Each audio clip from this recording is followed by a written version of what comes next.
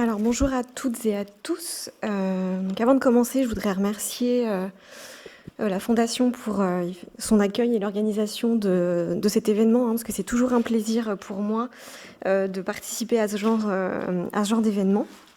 Et voilà, et échanger autour de nos expertises respectives sur ce sujet très important. Et donc à ce titre, je voudrais aussi remercier l'ensemble des conférenciers d'avance pour l'éclairage qu'ils apporteront aujourd'hui à ce sujet. Donc moi aujourd'hui je vais avoir un propos donc en introduction assez d'ordre général. Si vous me permettez cette expression, je vais essayer de poser le cadre du commerce illicite.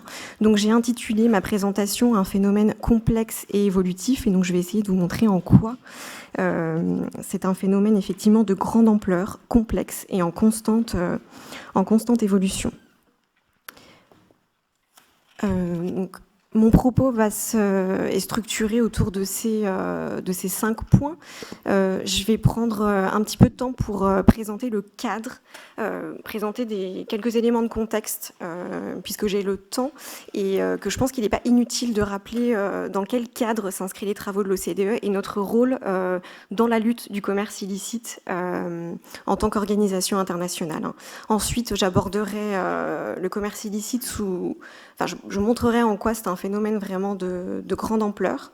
Je traiterai ensuite de la complexité du phénomène dans sa structure, dans son organisation.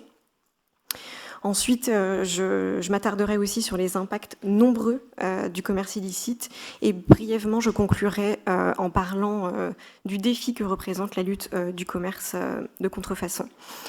S'agissant des éléments de contexte, donc comme l'a dit en introduction Monsieur Ledoux, si vous vous intéressez au commerce de contrefaçon, au commerce illicite, à la fraude, vous avez certainement déjà connaissance des travaux de l'OCDE, puisqu'effectivement, un des rôles de l'OCDE, c'est vraiment de renforcer la transparence et la sécurité des échanges commerciaux.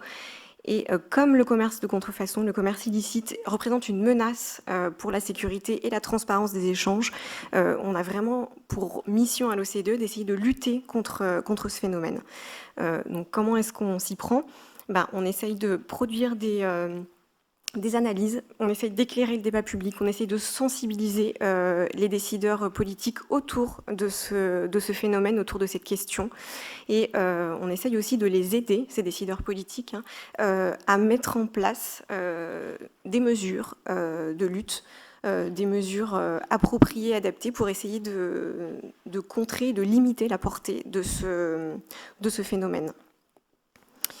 Donc concrètement, il y a un groupe de travail dédié au sein de l'OCDE, qui est le groupe de travail sur la lutte contre le commerce illicite. Donc c'est vraiment une plateforme d'échange qui réunit, je dirais en fait toutes les parties prenantes qui sont impliquées dans la lutte contre le commerce de contrefaçon. Donc ça va des douanes, des organes de police, le monde de la propriété intellectuelle est aussi représenté. Donc voilà, vraiment une plateforme d'échange, de discussion d'experts sur le sujet. Donc ça passe aussi, je le disais, par... vraiment, on a notre rôle, c'est aussi d'éclairer le débat public à ce sujet. Donc on produit des analyses qui permettent d'améliorer la connaissance autour de ce sujet. Et donc ça passe par la réalisation de rapports. Et donc là, sur cette diapositive, j'ai regroupé toutes les couvertures des rapports qu'on a déjà publiés à ce sujet. Et donc vous voyez qu'ils sont nombreux et sans aucune prétention, je pense pouvoir dire qu'on a une certaine expérience maintenant en la matière. Donc il y a des rapports pays, vraiment qui font état du commerce illicite, du commerce de contrefaçon sur un pays donné. Donc on l'a fait sur la Suède, l'Italie, la Suisse notamment. Il y a des rapports transversaux aussi qui analysent plus en détail une des caractéristiques du commerce illicite. Donc ça va être par exemple le commerce illicite via l'expédition de petits colis, ou alors le commerce illicite dans les zones de libre-échange par exemple. Donc voilà un petit peu ce qu'on produit. Et donc avant de passer au point suivant, j'aimerais quand même consacrer un petit peu de temps à vous parler des ressources. Donc voilà, le cadre vraiment de nos analyses, sur quoi est-ce qu'on travaille. Et donc principalement, en fait, notre matière première, c'est des données quantitatives. Et en fait, ce sont les données de saisie douanière qui représentent vraiment notre matière première. Donc, comme cela a été dit aussi en introduction, par définition, c'est assez compliqué de produire des chiffres, puisqu'on parle ici d'un phénomène caché. Voilà. Donc ce sont des données qui sont vraiment riches d'informations, qui sont très détaillées, parce que pour chaque saisie douanière, on a quand même des informations comme le pays d'origine, le pays de destination, la valeur des biens saisis, les types de produits saisis, les modes de transport qui ont permis aussi l'acheminement des marchandises contrefaites. Elles sont vraiment riches d'informations, mais elles sont bien entendu imparfaites. Elles nous donnent qu'une partie de l'histoire, elles nous donnent qu'une partie du phénomène, on sait qu'il est bien plus important. Et elles sont aussi biaisées, et ça c'est un point très important à soulever, puisqu'en fait elles reflètent tout simplement la manière de travailler des douaniers. Et en fait on sait que d'un pays à un autre, les priorités ne sont pas forcément les mêmes. Il peut y avoir des techniques de profilage différentes d'un pays à un autre. Donc ça reflète vraiment le travail des douaniers. Donc voilà, nos rapports se basent sur des données quantitatives et aussi des données qualitatives, puisque à travers ce groupe de travail qui réunit des experts, on a des échanges très réguliers, donc notamment avec les représentants des douanes, qui nous permettent, donc ces échanges nous permettent en fait d'être toujours un petit peu, de mettre à jour un peu, d'avoir vent des dernières tendances, des dernières tendances et des dernières techniques, ou des dernières techniques aussi de travail des douaniers, pour avoir vraiment une vue d'ensemble et de mieux comprendre les données sur lesquelles on travaille.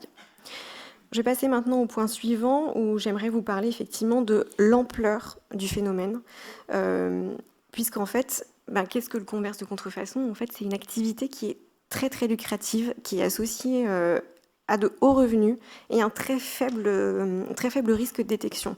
Donc forcément, c'est une activité qui attire énormément d'acteurs. Et en fait, on le voit bien dans nos chiffres. Donc d'après nos estimations, ça a représenté quand même en 2019 2,5% des importations mondiales. C'est quand même plus de 460 milliards de dollars. Donc c'est vraiment un phénomène de très grande échelle, de très grande ampleur. C'est également un phénomène global, en ce sens où tous les secteurs sont touchés à une intensité plus ou moins importante. Et comme vous le verrez sur ce graphique, alors je m'excuse parce que je n'ai pas pris la peine nous travaillons exclusivement en anglais à l'OCDE, je n'ai pas pris la peine de traduire le graphique, mais voilà, je vais le commenter et je pense qu'il sera accessible à tous du coup.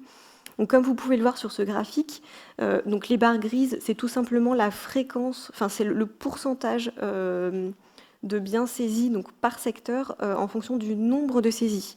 Alors que les barres bleues, c'est le pourcentage, c'est exprimé en pourcentage de la valeur des biens saisis. Donc, nombre de saisies versus valeur saisie. Et en fait, ce que nous dit ce graphique, c'est qu'effectivement, on a des produits communs qui sont fréquemment saisis.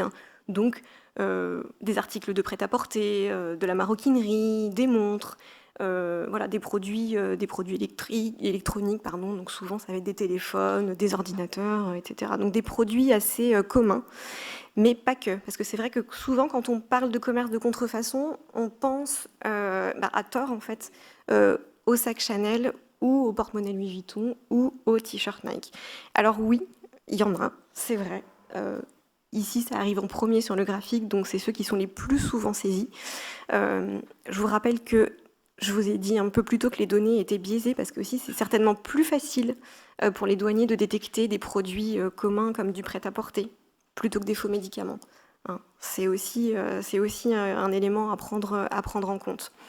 Et ce qu'on voit aussi dans ce graphique, c'est qu'il y a aussi des produits potentiellement dangereux pour la santé et la sécurité des consommateurs qui sont saisis. Donc des produits contrefaits, par exemple, dans le secteur des jeux et jouets, des produits pharmaceutiques. Vous voyez aussi le Vehicles numéro 87, c'est les pièces détachées automobiles. Donc il y a vraiment... tous les secteurs sont touchés et il y a vraiment des produits contrefaits qui peuvent être dangereux pour la santé et la sécurité des consommateurs parce que bien souvent, en fait, ils sont de piètre qualité, réalisés avec des matières dangereuses. Par exemple, on a travaillé avec la Suède et on a rencontré les représentants de la société SKF qui produit des roulements à billes, qui nous expliquaient qu'ils ont réalisé des tests sur des roulements à billes qui avaient été saisis.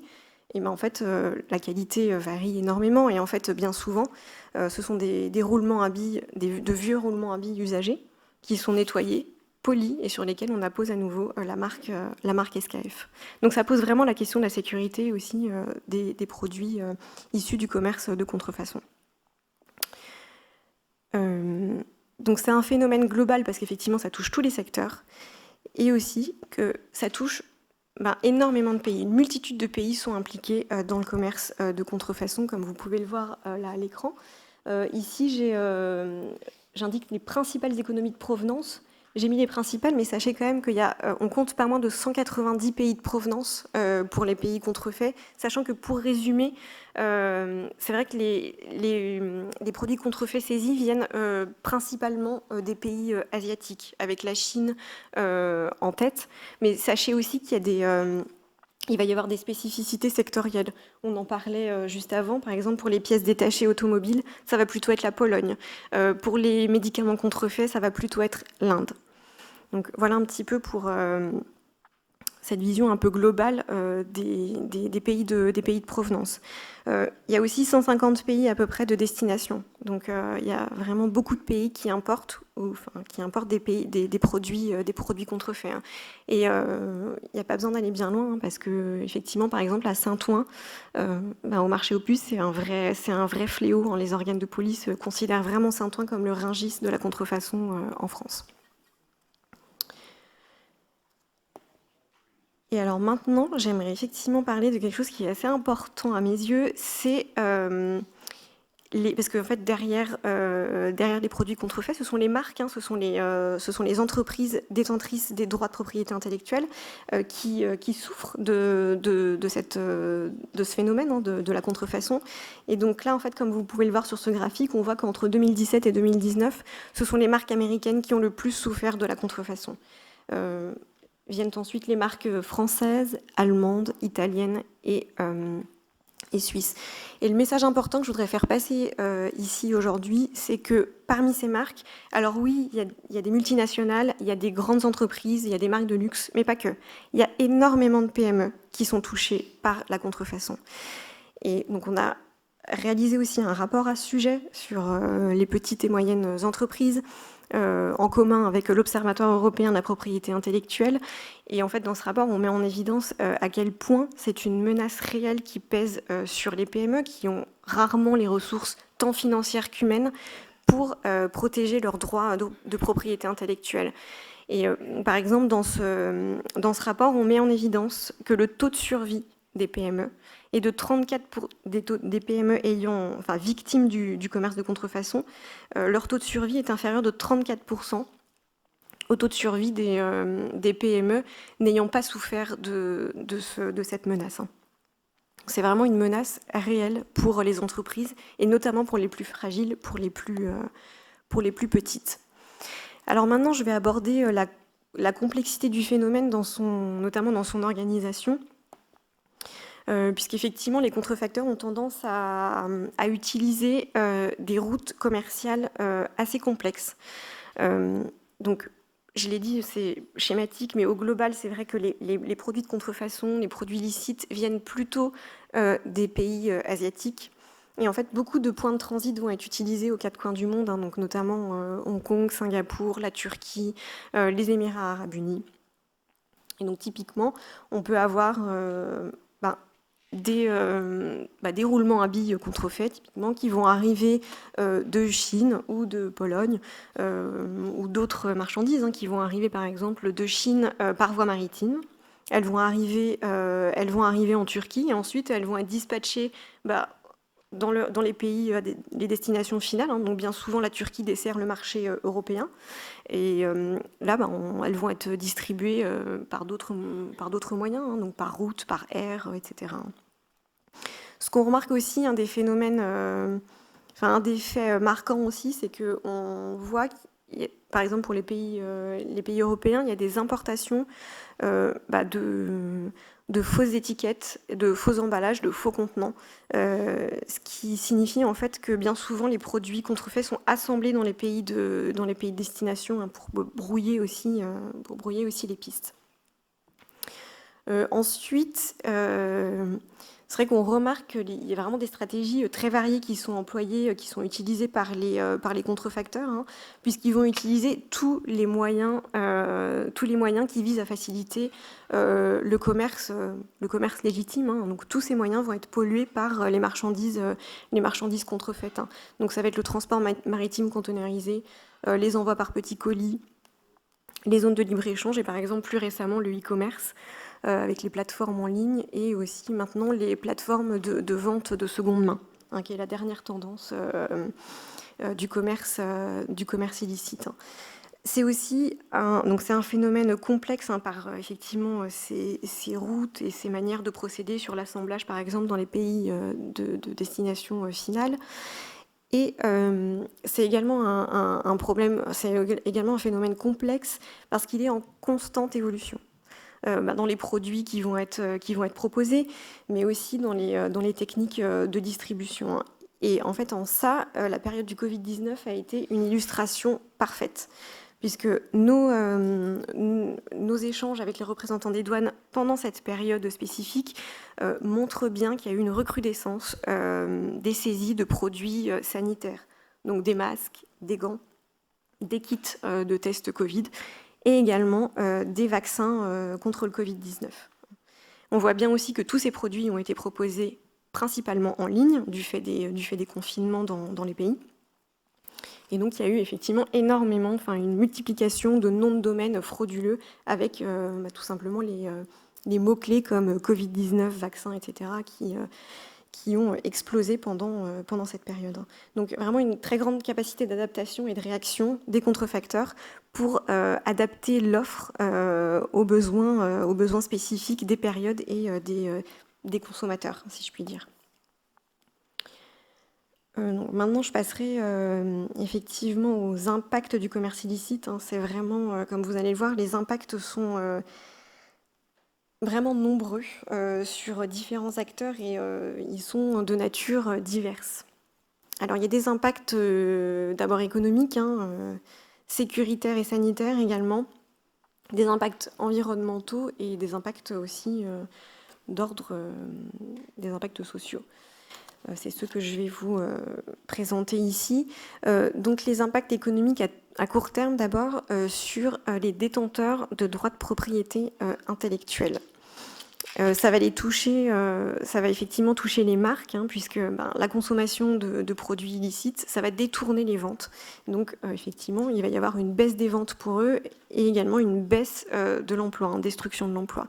Donc pour vous donner un ordre d'idée, de nos derniers travaux avec l'Italie, par exemple.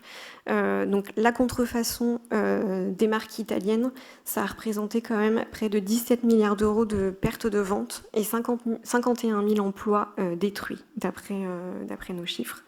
Donc c'est vraiment, encore une fois, un phénomène massif et vraiment de grande ampleur, hein. Des impacts négatifs aussi sur les gouvernements, avec une baisse des recettes fiscales qu'on est également en mesure de quantifier, d'estimer, hein. Donc notamment avec les baisses des taxes sur les salaires, sur les revenus des particuliers. Et donc ça, par exemple, en Italie, en 2018, ça a représenté 3 milliards d'euros pour cette seule année 2018. Donc c'est vraiment pas négligeable. Ensuite, il y a des impacts à moyen terme, alors là qu'on n'est pas en mesure de quantifier, qui sont plus diffus, mais on peut aisément imaginer que cette menace de la contrefaçon, du commerce illicite, ça va peut-être décourager les entreprises, baisser les efforts d'innovation des entreprises et à plus long terme avoir des impacts sur la croissance économique. On peut aussi imaginer que ça va avoir encore un impact sur les dépenses de l'État pour effectivement financer des systèmes assurantiels avec la hausse du chômage ou les hausses des dépenses de santé, puisque c'est le point que je vais aborder ensuite. Malheureusement, le commerce illicite a des impacts vraiment très nombreux sur la santé et la sécurité des consommateurs. Donc, encore une fois, conjointement avec l'Observatoire européen de la propriété intellectuelle, on a publié un rapport sur le commerce illicite et les produits dangereux. Et donc, malheureusement, la liste des cas avérés de produits dangereux sur la santé et la sécurité des consommateurs est vraiment très longue. Je vais en citer quelques-uns, je n'aurai pas le temps de tous les citer, mais je peux par exemple parler des cas d'alcool contenant du méthanol. Et donc ça a conduit à la mort de 35 personnes en Russie, par exemple, de la vodka de contrefaçon, et 50 personnes en République tchèque. Je peux aussi citer des exemples d'articles de puériculture, donc des sièges auto pour enfants, qui ont été testés, et donc qui montrent de graves défaillances sécuritaires. Des poussettes également. On a aussi eu le cas d'un jeu de construction magnétique.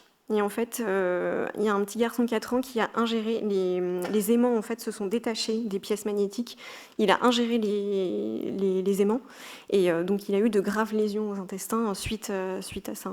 Alors que bon, pour les produits effectivement authentiques, il y a des tests et des normes à respecter pour que effectivement ces aimants ne puissent jamais se désolidariser des pièces. Je sais qu'il y a aussi des tests qui sont réalisés par les industries pharmaceutiques, et en fait, ils révèlent que dans 90% des cas, les faux médicaments auraient un impact néfaste sur la santé des patients. Je voudrais juste faire une petite parenthèse ici, parce que c'est vrai que quand on parle de commerce illicite, il y a vraiment la demande est assez spécifique en fait, parce que ce qu'on voit, c'est qu'en fait on distingue deux types de consommateurs. Il y a ceux qui achètent délibérément des produits de contrefaçon, ça existe. Bon, ça va plutôt être pour des produits communs, ou peut-être plutôt des produits de luxe ou du prêt-à-porter, même si effectivement parfois ils peuvent aussi contenir des produits dangereux. Mais ça, les consommateurs ne sont pas vraiment au fait de cette menace-là. Et puis, il y a ceux qui achètent des produits contrefaits sans le savoir. Donc, il faut vraiment faire le distinguo. Et c'est vrai que pour les produits pharmaceutiques, typiquement, c'est plutôt le cas. Il n'y a pas vraiment de demande délibérée pour ce genre de biens. Donc voilà, je vais refermer cette parenthèse et puis vraiment la liste des produits contrefaits dangereux est vraiment très longue, et si ça vous intéresse, je vous invite à lire ce rapport que l'on a sorti l'année dernière sur le commerce illicite et les produits dangereux. Des impacts environnementaux aussi, puisque en fait le but des contrefacteurs, c'est vraiment de maximiser leurs profits. Donc ils ne vont pas du tout être incités ou ne vont pas chercher à respecter les normes environnementales concernant l'utilisation des ressources naturelles, ou alors sur l'emploi de matières dangereuses. Ça pose aussi la question du recyclage ou de la destruction des produits contrefaits qui sont saisis. Ça représente un coût non négligeable pour les marques, pour les entreprises. Et c'est vrai que c'est aussi une question de savoir qu'est-ce qu'on fait des produits dangereux, des produits contrefaits dangereux et potentiellement polluants. Et aussi, donc brièvement, des impacts, on va dire, d'ordre plus social sur, à terme, tous ces consommateurs qui ont acheté des biens contrefaits sans le savoir et qui ont été déçus ou dont la santé a été impactée. À terme, effectivement, ces consommateurs pourraient être un peu plus défiants vis-à-vis de la gouvernance ou vis-à-vis de l'état de droit et des marchés mondiaux. Alors j'arrive maintenant à mon dernier point, qui est donc le défi de la lutte contre le commerce illicite, puisque voilà, nous, notre rôle ici à l'OCDE, c'est effectivement d'éclairer le débat public, d'essayer de fournir des analyses assez précises pour voir un petit peu l'étendue du phénomène, pour mieux le comprendre et pour réussir à bâtir des politiques adaptées. Donc en fait, ça nécessite quand même de réaliser une veille permanente, puisque c'est un phénomène qui est en constante évolution, comme on l'a vu auparavant. Et ça demande effectivement une coopération entre les différents acteurs qui sont, toutes les parties prenantes impliquées autour de cette question. Hein. Donc là, je cite effectivement les États, les douanes, les marques, les industries, mais ça va être aussi les transporteurs, les plateformes de e-commerce et notamment les services de paiement en ligne. Donc c'est vraiment... ça requiert vraiment de réunir autour de la table énormément d'organisations, énormément d'entités. Donc il y a des initiatives qui voient le jour ici et là, notamment je parle des campagnes de sensibilisation auprès des consommateurs qui sont également clés. Mais on voit bien que la réponse, il faut qu'elle soit globale et coordonnée. Et donc c'est vrai que par exemple, on a réalisé un rapport sur le commerce illicite et dans les zones de libre-échange. Et donc ça a donné lieu à une recommandation et un code de conduite à suivre à destination des zones de libre-échange qui seront ensuite certifiées pour bien montrer que ces zones de libre-échange sont transparentes et irréprochables. Ça a demandé beaucoup d'énergie, beaucoup de temps, et on aimerait à terme effectivement être plus orienté sur ce volet politique et mise en place de solutions. Mais c'est un réel défi. Et voilà, je vais m'arrêter là parce que je crois qu'on est un peu pris par le temps. Donc j'espère avoir été claire. Je vous remercie pour votre attention. Et puis, si vous avez des questions, n'hésitez pas.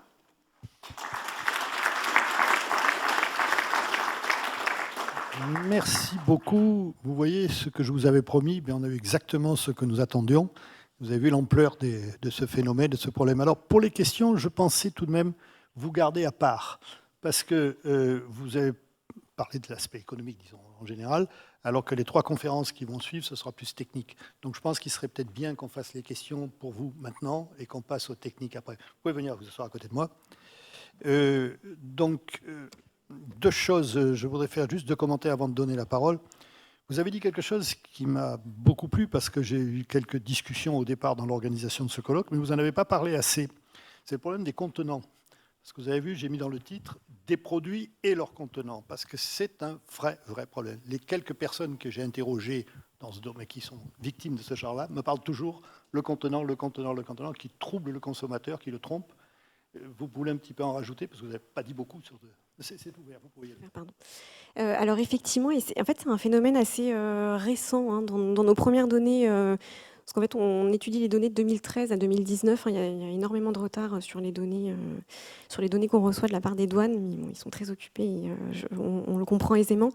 Et c'est un phénomène effectivement assez récent. Et je pense que c'est lié au fait, tout simplement, aux stratégies de changement de stratégie des contrefacteurs, puisque je pense qu'il est beaucoup plus difficile, effectivement, de déceler.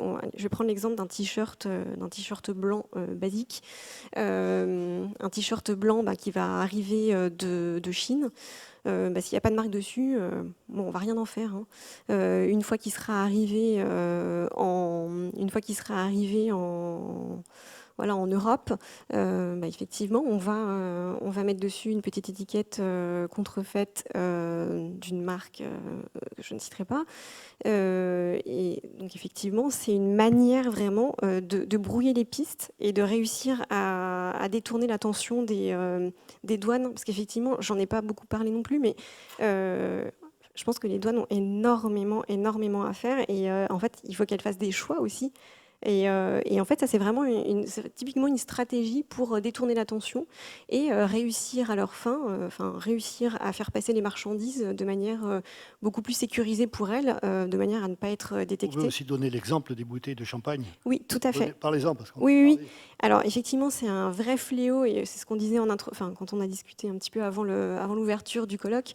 C'est que récemment à l'Unifab qui a tenu une conférence fin mars, on a eu effectivement l'exemple. Il y avait une représentante du comité Champagne, et donc qui nous expliquait que en fait c'est un vrai fléau. Donc il y a l'utilisation du mot champagne aussi sur des étiquettes, qui est une chose, et effectivement sur les contenants, mais qui sont tout simplement volés en fait. Mais en fait, typiquement à la sortie, dans les poubelles des restaurants, hein, tout simplement, on va voler les bouteilles de champagne, hein, d'une marque X, et on va le remplir avec une substance qui n'est pas du tout celle du champagne authentique.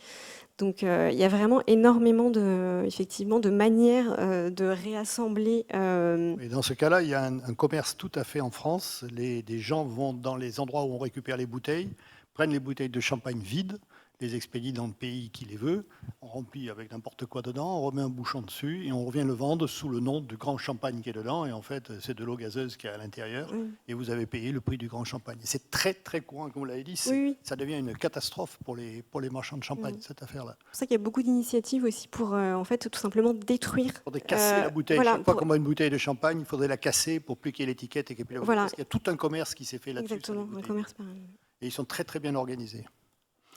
Un dernier point, et puis ensuite je donnerai la parole. Vous avez aussi parlé, et ça c'est quelque chose que j'ai vu dans la petite enquête que j'ai menée pendant qu'on préparait ce colloque, des problèmes sur l'innovation. J'ai beaucoup de PME en particulier qui m'ont dit refuser de prendre des brevets parce qu'ils n'arrivaient pas à les défendre par rapport à ces contrefacteurs et que ça devenait une catastrophe. Et qu'ils n'arrivent plus. Je ne sais pas si vous voulez commenter un petit peu là-dessus aussi.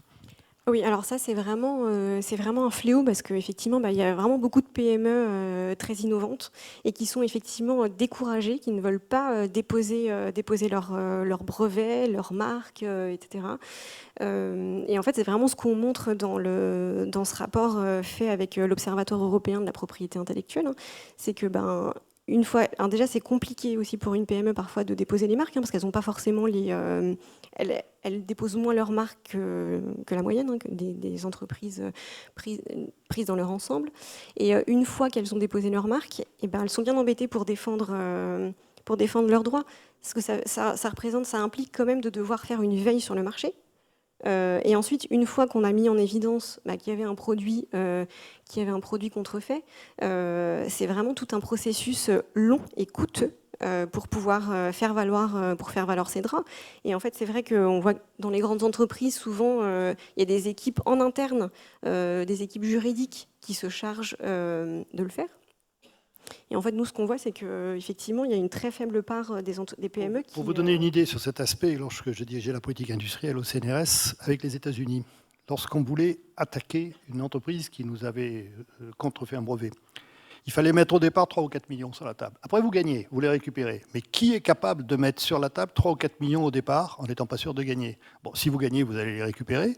Bon, nous, on avait les reins assez solides et on pouvait le faire. Mais il y a des PME qui ne peuvent pas mettre... Parce qu'aux États-Unis, vous gagnez un procès si vous payez cher. C'est facile, même si vous avez tort, vous gagnez. Il suffit de mettre beaucoup de dollars. Et le seul moyen de se battre dans ces cas-là, c'est ça. Et donc, c'est évidemment, pour nos petites entreprises, ce n'est pas possible. Bon, je donne la parole à la salle maintenant. J'ai assez parlé. Qui est-ce qui veut prendre une question? Oui, vous avez un micro là à côté de vous. Oui, il y a 2 micros de chaque côté, hein, si vous voulez prendre la parole. Vous vous approchez des micros. Merci pour cette intervention. Vous avez souvent cité la Pologne, donc qui est dans l'Union européenne. Est-ce qu'ils font des efforts suffisants pour lutter contre la fraude, à votre avis? Écoutez, en tout cas, nous, à l'OCDE, effectivement, comme je vous le disais, il y avait, on réunit tous les experts et tous les représentants des douanes. Croyez-moi qu'au niveau des douanes, effectivement, c'est une priorité. Voilà. Après, c'est vraiment le message du gouvernement polonais. Hein. Après, effectivement, hein, c'est ce que je disais un petit peu en fin d'intervention. Hein. Il faut pouvoir réunir tous les acteurs et pouvoir compter sur l'implication et l'action de chacun. Voilà, en tout cas, nous, on a de très bons rapports avec l'ensemble des douaniers de l'Union européenne. Et croyez-moi qu'effectivement, ils sont très actifs, en tout cas en termes de détection des produits contrefaits. Hein.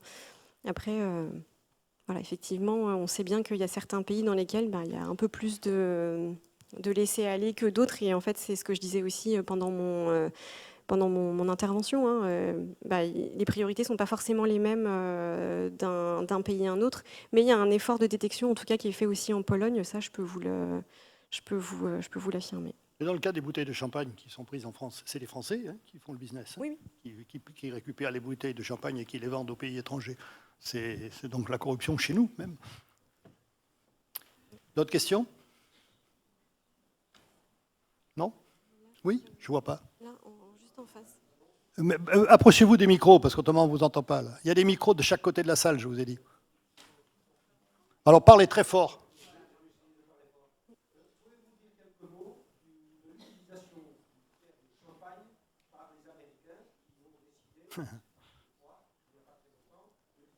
Oui. C'est vrai. C'est vrai. Oui.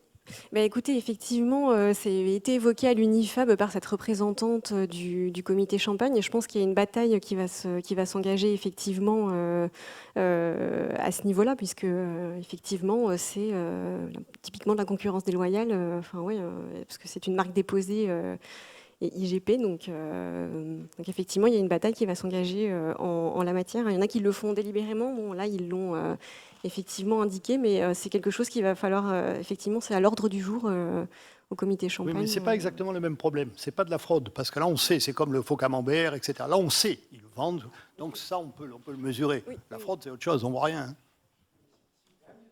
Comment ? L'effet final est peut-être le même, oui. Mais je veux dire, c'est plus facile à attaquer ça que d'attaquer la fraude par principe. Voilà, parce que là, au moins, on sait, alors que pour les produits effectivement frauduleux, ça nécessite aussi d'aller les détecter. Et ça, donc, c'est un vrai problème. Hein. C'est pour ça que nous, effectivement, nos données, elles sont clairement imparfaites. Parce que la détection, c'est un élément clé. Et, voilà. D'autres questions ? Oui. Oui, c'est ça. Voilà. Vous n'avez pas parlé du trafic de drogue, parce qu'on sait très bien qu'il y a des bateaux qui arrivent avec des conteneurs. Non, mais la drogue, madame, c'est de cocaïne. Par définition, c'est interdit. La drogue, c'est pas donc des faux produits, c'est des vrais produits, mais ça rentre pas dans le cadre des fraudes que nous parlons aujourd'hui. Il y a de la fraude sur les drogues, oui, tu as raison. Bonjour, oui, est-ce que j'ai la parole ? Vous avez magnifiquement fait le récit un peu style roman policier quand même de ce qui se passe sur l'analyse de toutes les fraudes qu'on a pu détecter. Pose une question, vous avez peut-être fait allusion d'ailleurs, mais les fraudes qu'on ne détecte pas, il y a énormément quand même de trous quand même dans le système douanier, etc. Est-ce qu'on a une idée quantitative ? Est-ce que tout ce que vous avez pu observer, décider, analyser, est-ce que ça correspond à 50%, à 80% ou à 10% de l'ensemble du phénomène de la fraude ? Est-ce que c'est possible d'avoir une idée de ce genre-là ? C'est ce qui va faire, c'est cette question éternelle qui va faire tout le charme de mon roman policier. C'est que non, malheureusement, je ne suis pas du tout en mesure de vous dire que c'est tel ou tel pourcent. Alors après, par contre, effectivement, les douanes sont quand même en mesure de nous dire, par expérience, typiquement, s'il y a un cargo qui vient de Chine avec à bord des baskets. Typiquement, si on y va, qu'on le fouille, peut-être que 30% c'est le genre de chiffre qu'on peut réussir à glaner. Mais c'est tout. Je peux pas. Des minimums. Comment ? On peut donner des minimums. Voilà, on peut donner des minimums. Par contre, on peut pas. Voilà, c'est pas le maximum. Vous pouvez donner des minima alors que vous ne connaissez pas l'ensemble du trafic. C'est assez classique en économie, on fait souvent ça. Vous avez un tout petit côté frustrant dans votre travail. Je m'en excuse, mais... en tout cas, c'est très intéressant. Je vous remercie. D'autres questions ? Oui, madame, allez-y.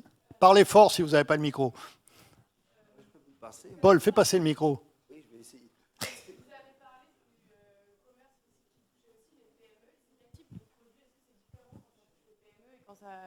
touche les grandes firmes? C'est pareil. Non. Non, non, en termes de produits, c'est à peu près les mêmes. Parce que typiquement, l'industrie horlogère suisse, par exemple, c'est beaucoup de PME, donc ça va être aussi ça va être des montres. Il y a assez peu de différences en termes de catégorie de produits. Non, c'est assez stable. Non. Et ça dépend effectivement aussi du tissu industriel des différentes économies. Oui. Plutôt que les conteneurs, les contenants, pardon, n'est-il pas plus simple de frauder sur les étiquettes? On peut imaginer... Non, mais c'est ça le contenant. Les étiquettes font partie du contenant, bien sûr. Effectivement, on inclut les deux, un contenant, enfin emballage et étiquette. Parce qu'après, vous importez des litres d'huile d'olive de qualité faible et puis vous mettez dans des bouteilles que vous... Mais Oui, c'est ça. avec ça, les- le problème. c'est ça. C'est exactement ça le problème des contenants. Mhm. Oui. Attendez.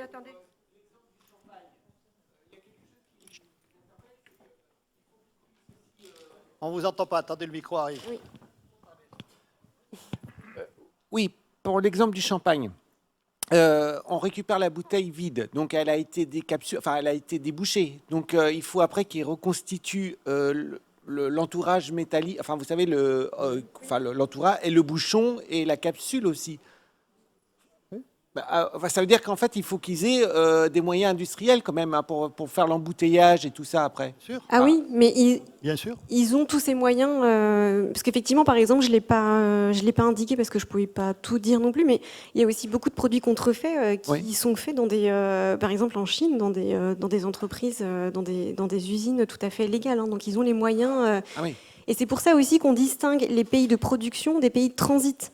Parce que nous, on voit, on a les pays de provenance, mais en fait, les pays de provenance, là où est produit les produits contrefaits, c'est là où il y a des capacités de production. Hein. Oui. Et donc, ils ont accès à tous ces moyens pour le faire. Par exemple, pour l'exemple de la Chine, vous savez, on sous-traite beaucoup la production. Donc souvent, le sous-traitant, après, il sait faire le produit, donc il fabrique avec sa propre marque. Est-ce que ça, c'est de la fraude ou pas, ça? C'est-à-dire il a copié en fait le process de production et il le rebadge à sa marque.